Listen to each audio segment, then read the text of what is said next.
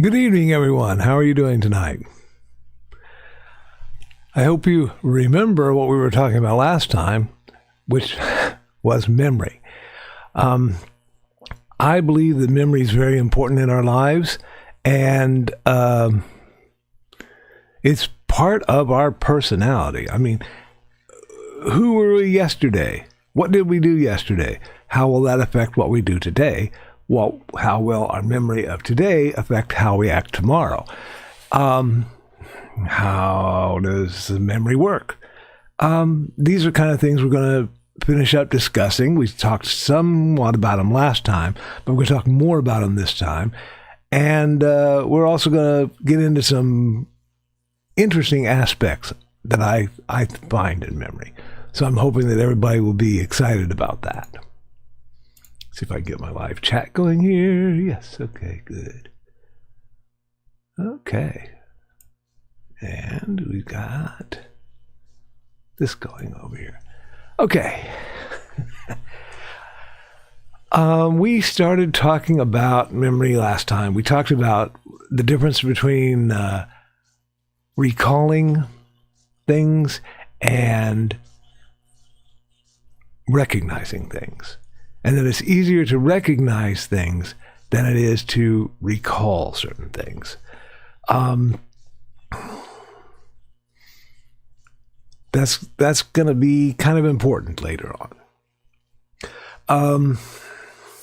We talked about sensory memory, that memory that lasts just for a few seconds in your head. We talked about short-term memory, which lasts a few minutes in your head. And we talked about long-term memory, which could last the rest of your life.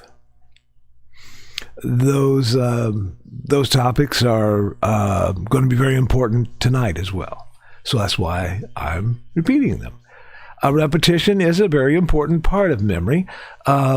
This is why television commercials work, because you see them enough that you remember them. And around in Illinois, there was a carpet company that advertised on the Chicago network a long time ago, and sometimes on some of our local networks. And with some people, you could start singing the first part of the phone number, and then the other people could finish singing that part of the phone number because they had it drilled into their heads by the repetition. But repetition alone doesn't always work too well. So we're going to talk about that a little bit. I want to talk about photographic memory. And I don't think my chat is keeping up. So there we go. Thank you. Thank you, Joe. Okay, now my chat is working again. Photographic memory, or as psychologists like to call it, eidetic memory, that's E-I-D-E-T-I-C, eidetic. Basically, this is memory where you see something and boom, you've got it, and you will remember it for a very long time. It's not quite photographic, but sometimes it seems like it. Mostly it's seen in children, and we grow out of it, if that's not really a scientific term, growing out of, but basically we lose that eidetic memory as we grow older. I think it's because we learn other ways of trying to remember things, and so we don't depend on it so much. So the photographic memory goes away in most people. In some people, it doesn't. There was a study done on a gentleman, his name was Shereshevsky. Yeah, people just called him S, Mr. S. And Mr. S had a photographic memory, could not forget anything. In fact, he had something else that we'll call synesthesia. His senses joined. So if you read him a list of words and said, could you repeat this later? He would repeat it, and he'd say, and this is where you coughed. And then I smelled coffee brewing somewhere. And then he'll go on with the rest of the list. every sense was stuck in there somehow in his memory.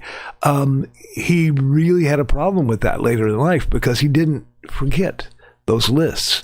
And this can cause you problems. It also bothered him extremely. Not sure exactly how, but it did bother him. So later in life, he tried to learn ways to forget some of the things he learned.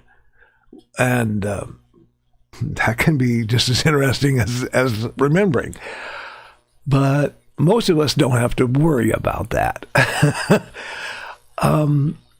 There was a gentleman called Hermann Ebbinghaus who did some experiments, and he wanted to know when would we start forgetting things. So he had a list of nonsense words. He didn't want you to make any associations with anything you knew already. See, he was a smart guy. And in his experiment, he listed these nonsense words, and he'd say, review these and learn these. And then I'll ask you about them in about 5 minutes. And he found that after reading it and learning it, for a while, your recall was pretty good on this graph. And then it would very rapidly fall off. But every once in a while, you'd remember one or two items from the list, but you'd remember them a day later. And so this was very interesting to him. It's like, okay, some of the items in the list must have had some meaning to you, perhaps, and that's why you remember them, or perhaps, there was some other factor going on. So we found out that basically when you start doing like a study session of something you want to remember, you will remember best the things that you learn first and the things that you learn last. The things in the middle are the things you're going to forget the most. So researchers have suggested shorter study periods. Don't wait until a day before you have to remember something to start working on it. But do it in short bursts, because that way you're more likely to remember more of the material in the long run, which is probably your goal, to remember it in the long run. Yes, Dan brings up a good bit of information here. He had enough repetitions of tuning instruments in school that he remembers the tone of middle C. And I am kind of the same way. I have a perfect pitch for what I remember middle C sounding like. So, yeah, it's interesting how that repetition will work for many people. Oh, I'm sorry, Joe. He said 588-6300? Empire. Yeah, and Donna did it in her head. Yeah, that was the commercial I was talking about. Empire Carpeting did that commercial for years, and it has sunk into a lot of people's heads. We talked a little bit about that last time when I started singing the Oscar Mayer song, and yeah, so those things do stick in your heads. The rhythm and the music behind it help. Okay, rhythm and music help in the memory. Okay, another thing that we have figured out, and that's probably due to Ebbinghaus's research, is that there can also be interference in learning. There's a tendency for newer memories to overwrite the old ones. Okay, so if you're learning a list of 10 things, you will not do so well on the first 10, perhaps, the first 5 after you've learned the last 5. They will interfere with that learning. You might remember the first or second, and then the middle is out, and then we remember the last ones.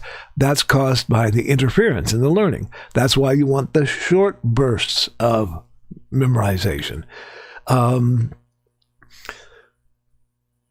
There's two types of interference.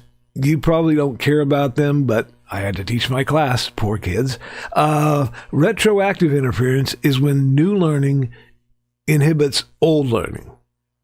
Okay? And that's not so bad, because sometimes you want to learn something new. So you want to interfere with the old stuff and forget the old stuff if there's new stuff to know. Proactive interference is when prior learning inhibits new learning. Many of us are experiencing that now with the demotion of the planet Pluto. It's like, oh yeah, that's right. Those guys voted that out, didn't they? Yeah.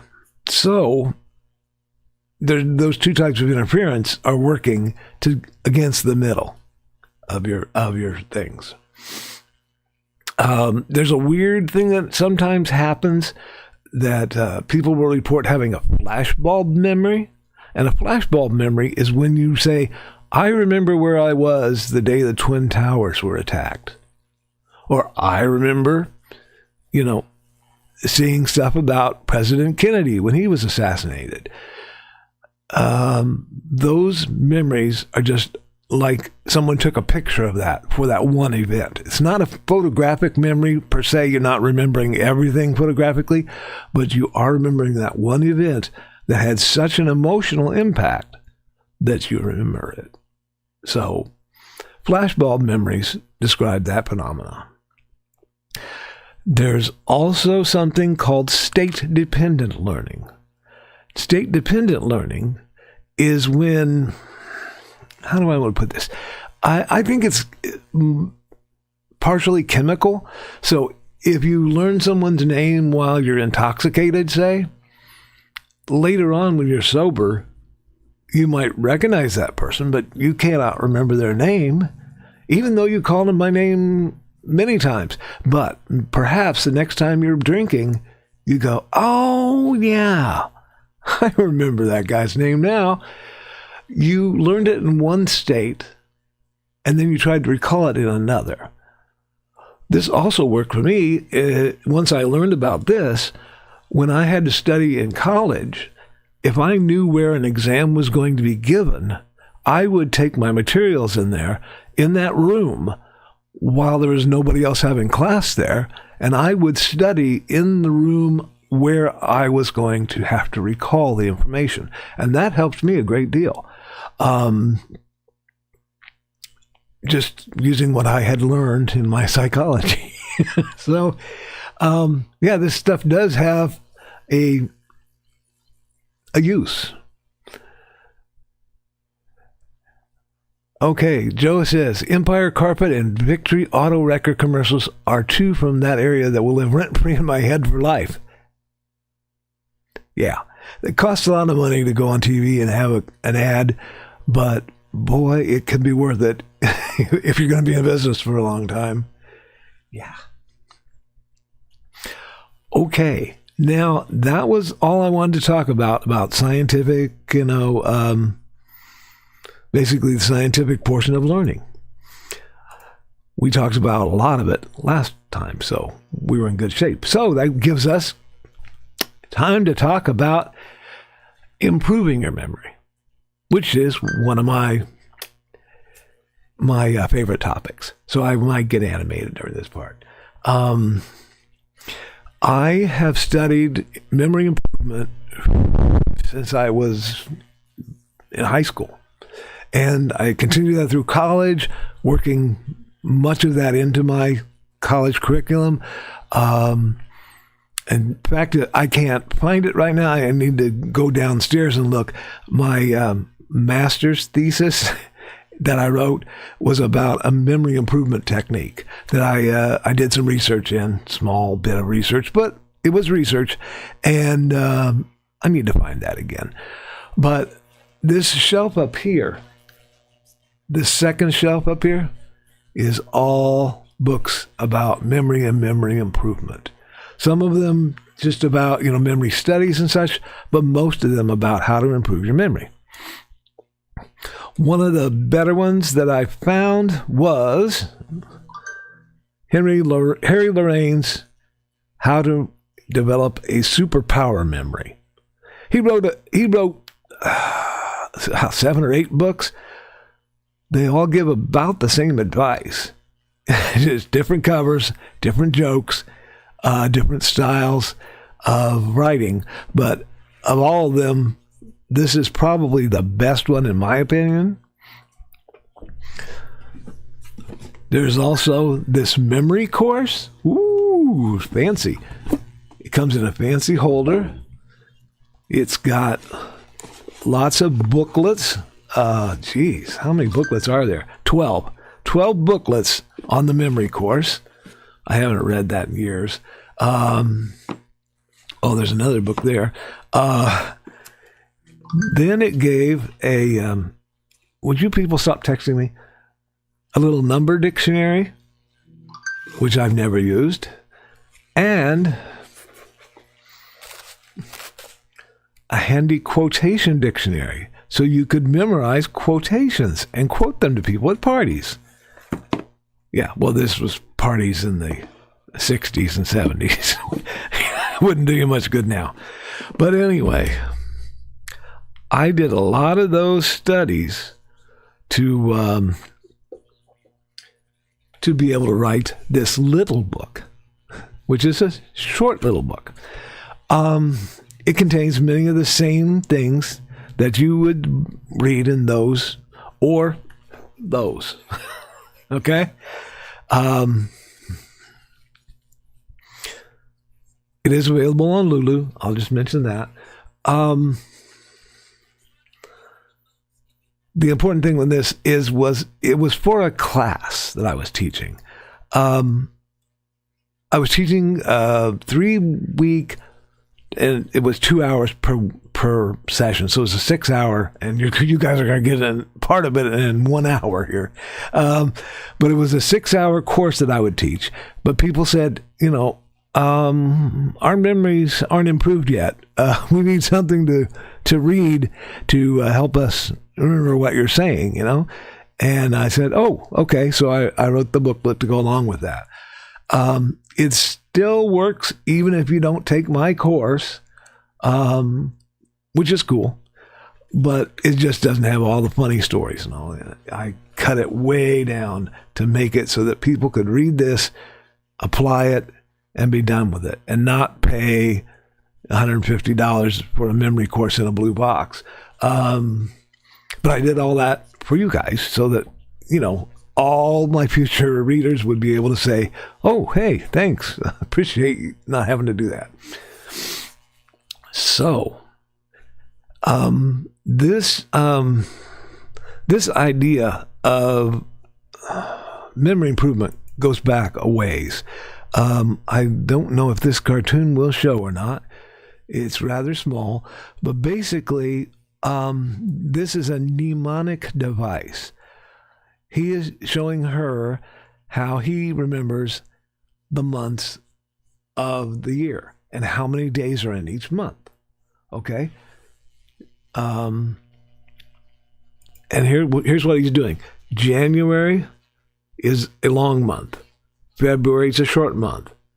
March, April, May, June, July, August is another long month. See, so from July to August, okay. So you could count, and that would teach you the whether it was a 30-day or 31-day or 28-day month. Many of us also learned a poem to go along with that. 30 days hath September, April, June, and November. Okay. So that's kind of out of order, and you have to kind of sing-song that in your head, but you could do it. This seems to be a faster way with the knuckles. And usually, if I ask somebody, how do you remember how many days are in a month? And if they look up and start singing to themselves, or they'll say, "Yeah, I remember the poem." I'm like, "Yeah, okay. You went to public school, didn't you?" Well, yeah. If they start looking at their knuckles, they probably went to private school. Now that's not for everybody, but most people around here, at least, I can tell where they went to school just by asking that question. How do you remember how many days are in each month? Okay. Funny. In some cultures, this is, they invent a physical way to remember. If they don't have writing and they do an oral history, they might do something like this. This is called a lukasa.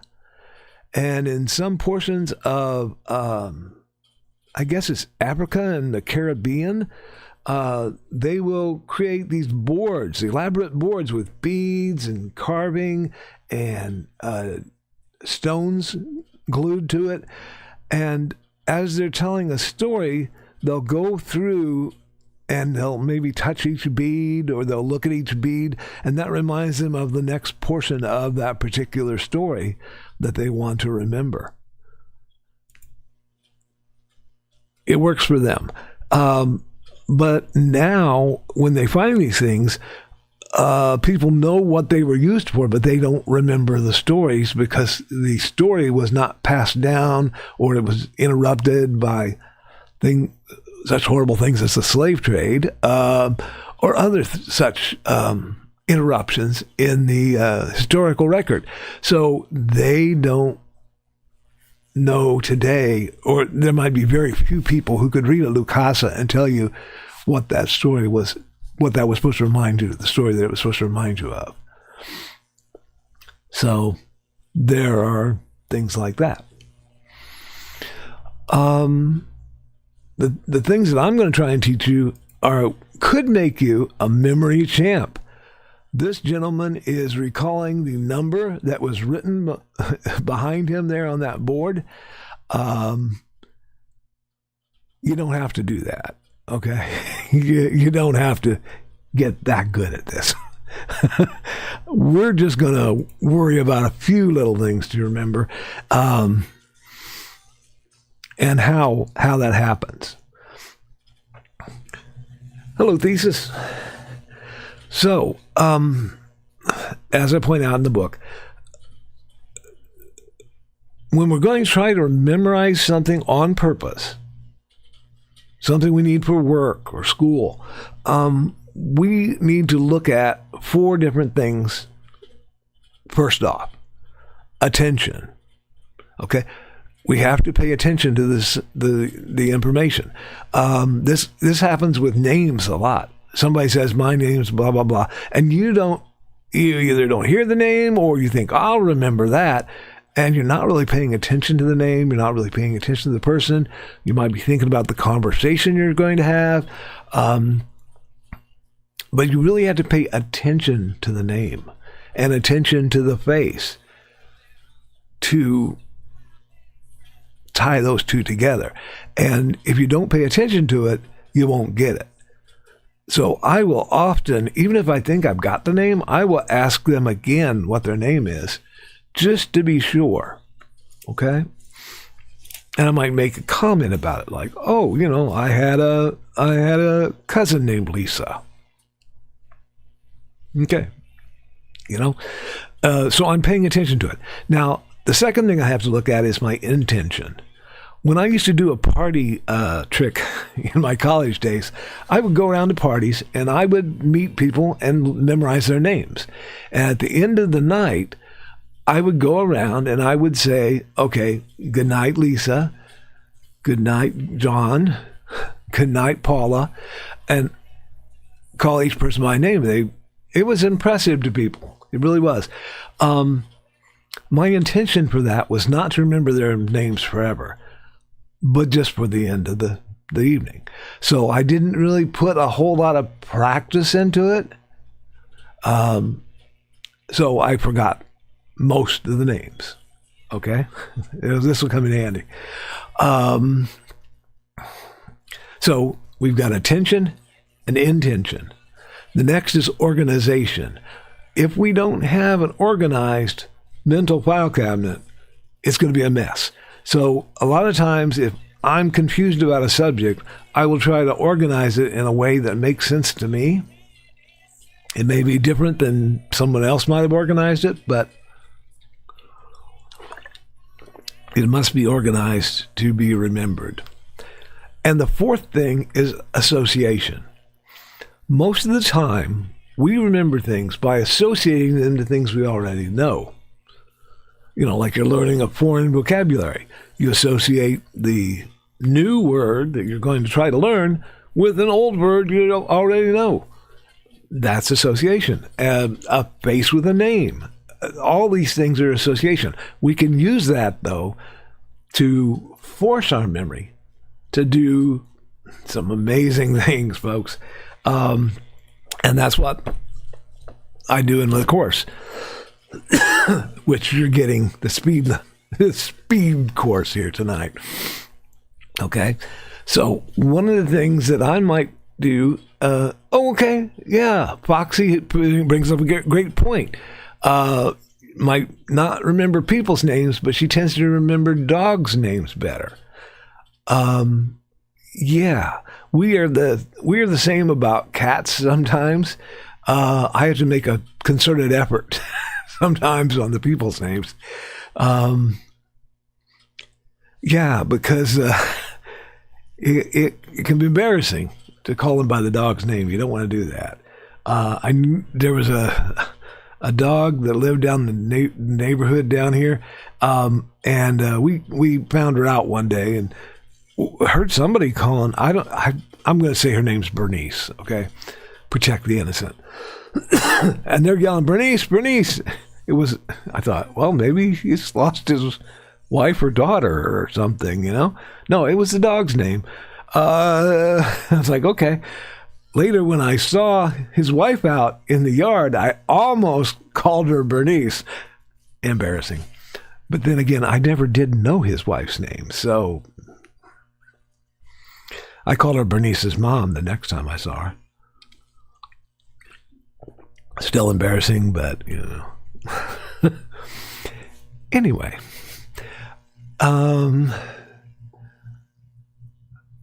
Okay, yeah. That's very good. You're doing the same thing I did, Foxy. The neighbors are Mercy's parents. Because, you know, yeah, exactly. So my intention in the little game I was playing at the parties was just to remember names, you know, for a while. But there was this one gal, her name was Alexis Gray, and I will name her out for a reason. She had gray eyes. And so I had thought, oh, wow, okay. And Alexis was a very popular character on TV, Alexis Carrington on Dynasty at the time. So, okay, I'm working it. She stopped in a store I worked in like 2 years after I graduated. And I said, is your name Gray? And she says, yeah. Alexis Gray? Yes. Do we know each other? Yeah, I met you at a party about 2 years ago. She gave me the strangest look, but she was impressed. And I thought to myself, okay, that really did impress her. So when later I worked at Radio Shack, I started memorizing the names of my regular customers, okay? Because they would give you your name and address to get the flyer, you know, the next week. So I would take their name and I would associate it with their face. And I'm going to talk about that a little later. And it was amazing because I remembered them. They felt important. And they were important to me because, you know, they were my regular customers. So much so that I guess I impressed some of them. One day I took the day off, and the next day the manager was there, and I came back to work, and he said, okay, listen, one of your customers came in, and he asked for you, and you weren't here. I told him you were off. He says, "Okay, I'll come back tomorrow." Now, that could happen at a doctor's office or a counselor's office or many other offices, but at Radio Shack, how many people have a favorite salesperson that they will leave the store and come back the next day because that guy cares more about me? He always remembers my name. That was a life lesson for me right there. So I had all kinds of customers, and I did great in sales. So this could be a very impressive thing to do for people. They probably go through life having their name forgotten quite a bit. Now, we're not going to start on names. Names and faces are a little different. So we're going to start with another list of things. And we're going to learn a method called the method of loci, or the method of location. I want you to picture in your mind your house, your domicile, and start thinking of about 7 places that you will see on a tour of your house. Now, it'll make more sense as I go along here. We're going to look at the 7 wonders of the ancient world. Okay. Number 1 is the Great Pyramid of Giza. So if you just picture yourself walking up to your house or your apartment, and on your front door is a giant pyramid. It could be a drawing of a pyramid or something like that. But that's the Great Pyramid. That's stuck on your front door. Okay? You open the door, and I don't know what the first thing you might see is. Maybe it's your couch, or maybe it's, your foyer, whatever it is you see. I want you to picture covered with bushes and flowers and things hanging from your ceiling there in front of wherever it is that you're seeing. And in there is a baby. Okay? These are the hanging gardens of Babylon. Baby lawn, okay? A baby lying in a lawn, of flowers and such. And maybe the baby's crying and it smells like it's wet its diaper or something. And I'm doing this for a reason, okay? Okay, the next step in your little tour, for me, would probably be our living room. This is going to be the Temple of Artemis. And whatever you picture as a temple, maybe, you've got Greek columns there. If you're Jewish, maybe it's Jewish temple, whatever temple means to you. And we want to see art all over. Artemis. Okay, you don't have to remember the Ephesus part, okay? But the Temple of Artemis in Ephesus. That's number 3. Okay, number 4 on your little tour, and these can be as easy as putting something on a sofa, okay? But do this in your mind, please. Number 4 for me will be our dining room, and it's going to be the statue of Zeus. So whatever Zeus pictures in your mind, maybe a guy with a long white gray beard or something, throwing thunderbolts, lightning. And that's happening in your dining room or wherever it is your picture next item is, okay? Picture that in your head. Maybe it's raining in there. It actually did rain one time in our dining room, so that's not too hard to picture. Lightning, thunder, rain on whatever number 4 in your list is, okay? Okay, walk to your next room, and we're going to go to the mausoleum. Oh, my gosh. So for us in our tour, that would be our kitchen. There's a body laying there in a sarcophagus, maybe. And it's a mausoleum right on our linoleum. Okay? And, okay. Walk to your next room. That is the Colossus of Rhodes. That is the giant statue that stood supposedly at the harbor of Rhodes. The Colossus is huge. It goes through your ceiling from wherever it is. It goes through your ceiling and you can't even see the top of it, but you see light shining down from it. So you know it's the Colossus. Okay? And the next room you go into, this would be our library. The Colossus is in the sunroom, the cat room. In our library, I would see a lighthouse, a very fair lighthouse, very beautiful, Pharos, okay? That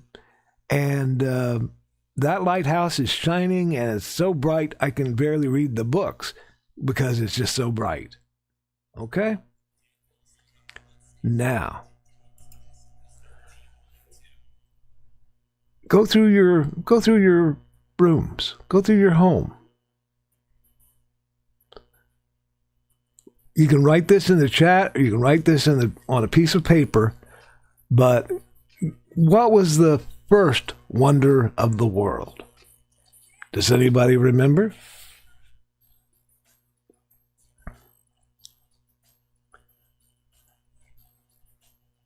Yes, very good, Dan. The more senses you engage in establishing the memory, it really will help with that. Yes. Did anybody remember what the number one was? My chat's running a little behind, so I can't see. Okay, if you saw the pyramid, that's the Pyramid of Giza.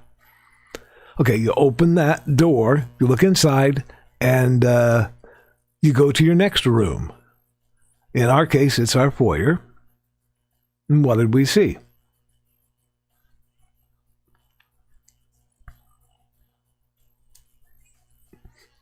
Dead air. I know. Time for a drink.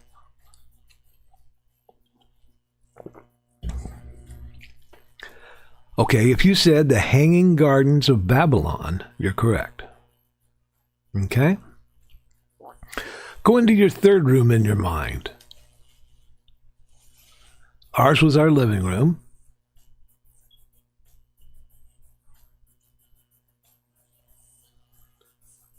Hello, Don. You're right in the middle of our memory exercise here. So, play along. So, in the third room, in our living room, I see a temple with a lot of art all over it. It's the Temple of Artemis. As I walk around the corner into our dining room, I see, or you would see, whatever your fourth place is. If you don't play along, you don't quite get how powerful this is.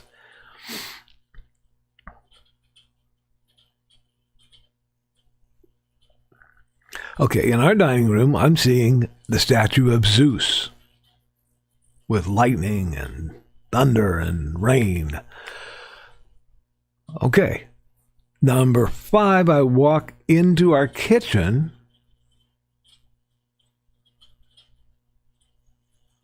And I see, anyone? Bueller?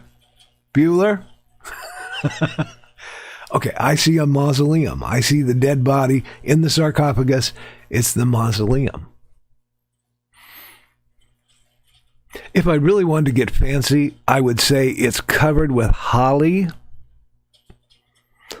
And then, maybe a car runs into it and messes it all up. Halicarnassus, You can get really fancy with these. Okay, the next room that I would walk into would be our cat room, our sunroom. Yeah, that mausoleum. Okay, interesting, Foxy. Okay. She only remembered the first and the last. Ebbinghaus would be proud of you. Because that's what his study shows a lot of time. But in our cat room, I see the Colossus of Rhodes so tall that it goes right through our ceiling. The cats would not be happy. Although it would be a heck of a cat tower to climb on. And the last one is in our library, the bright light of the lighthouse. The fair lighthouse at Pharos. Okay? So there is our list. Congratulations if you remembered any of them. But this method of loci works because you know your house. That is the place that you live. So you know that already. That's the information you already know. Then you're associating it mentally and emotionally in some ways with, like Dan said, using all the senses. You know, the bright light, the rain, if you got wet, you remember that. The smell of the baby. That's why I said Hanging Gardens of Babylon was the baby on the lawn and it stinks. Oh, what did that baby do in the diaper? So, yeah, these senses bring this to you. So what is this doing? Well, it gets your attention. The intention for this time was just a little exercise, okay? It is organized, and I'll tell you that in just a second. And it is associative. It associated something you already know to something you don't know. We used all those emotions those senses and emotions to bring it a little more powerfully. We could substitute things, the baby for the country of Babylon, but it was enough that you would, if you were learning these, you'd go, oh, the baby on the lawn, Babylon, Babylon. Okay, that's enough to remind you of it. So,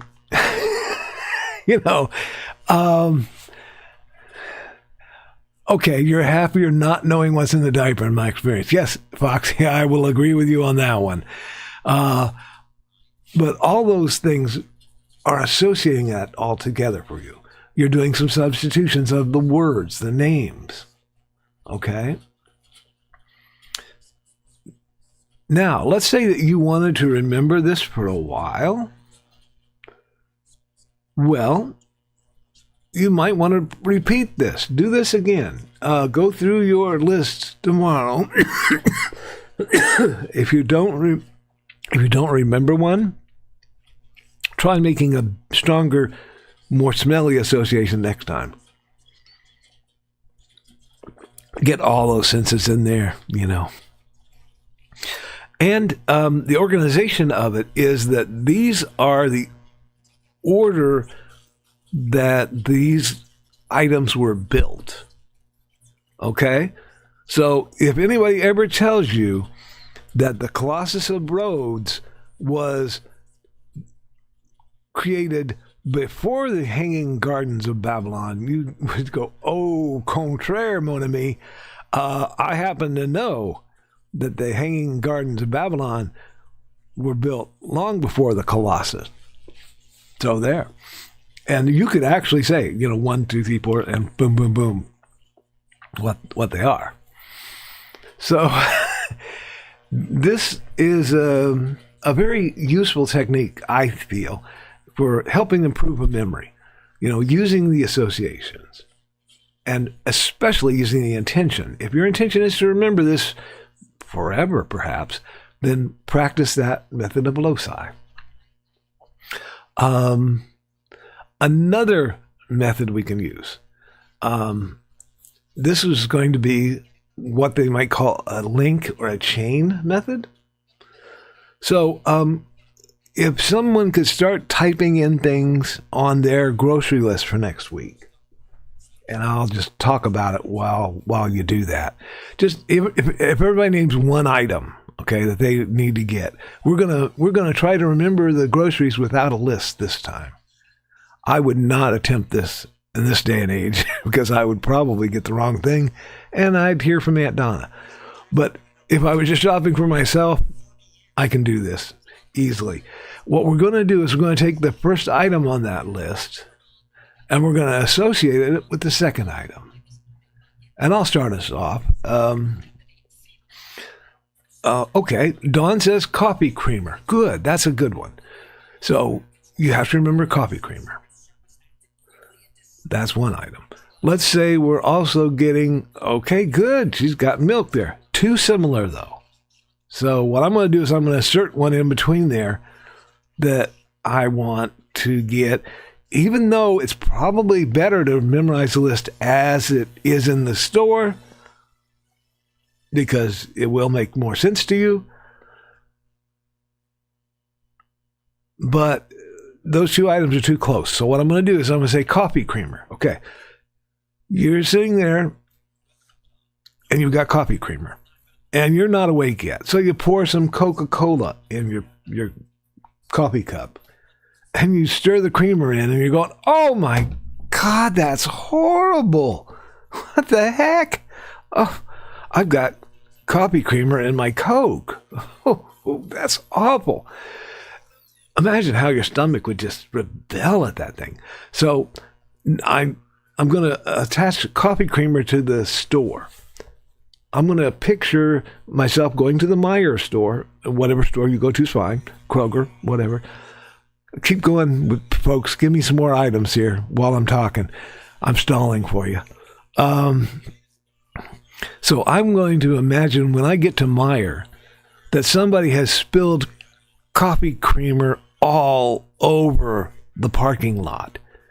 It's milky and sticky and everybody's going, smells like caramel macchiato out here. What's going on? And the birds are coming down trying to drink it, and there's a bunch of cats licking it up. You know, it's just awful.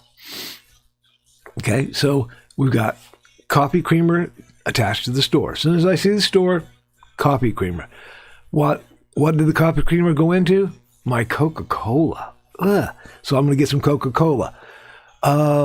Milk. Okay. How about if I'm milking a cow and Coca-Cola comes out? That's going to be very odd. Okay. So I'm milking the cow and Coca-Cola comes out. That would be a cash cow for sure, but it's not milk, which is what I wanted. So that's going to remind me of the milk. Granola bars. Okay. You take granola bars and you put them in a bowl. You don't even crush them up. You just pour milk in the bowl with your granola bars. What a mess. What a mess. Tostitos. Okay. So you buy some Tostitos. You open it up and it's full of granola. What's this? I mean, okay, contents may have settled during shipping. That's one thing, okay? That's why there's only half a bag of chips. But, I mean, granola bars in my Tostitos? And if you have to remember that particular brand, I would picture the granola bars in the shape of a Tostito or toasted. So the Tostitos, okay? Yeah. Juice. Oh, that's a good one. You get your Tostitos and you're going to the party and you say, you have any dip? And they say, I've got orange juice. What? Okay. So you're dipping your Tostitos in orange juice and trying to eat them? That's disgusting. Okay. So, yeah. Dan's afraid to hear what I might come up with his grocery list. But, you never know. Okay, I'm gonna say that's the end of the list for right now. Okay, I drive to the store. What's the first thing I want to get? I see the store. I see the parking lot. What was in the parking lot?